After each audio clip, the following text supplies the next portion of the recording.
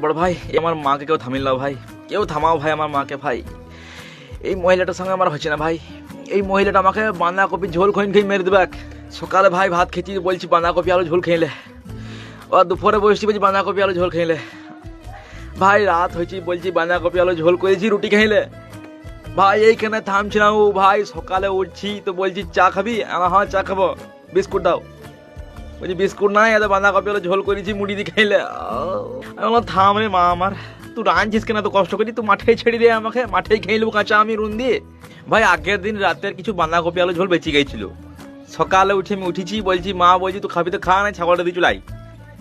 ভাই আমি ছাগলটা দিতে গেলাম, আমার যেটা পাচ্ছিন ছাগলটা বলছি সালো ছাগল হইতে পারি আমি গরিব লয়, হ্যাঁ তুই খা তোর বাঁধাকপি আলু ঝোল। সালো আজ 7 দিন ধরে বাঁধাকপি আলু খেয়েছি আমি এখানটাতে। ভাই ছাগলটা খেলে না, আমি ভাবলাম গরুটা খাবে, গরুটা দিতে গেলাম, গরুটা ভাই আস্তে করে পাট ঢলে এরকম করে খুঁটা মাথাতে এরকম বলেছে, বলছি পালিয়ে যায় এখান থেকে, না খুঁটো খুলি মাথাতে বাড়ি মেরে দেবো।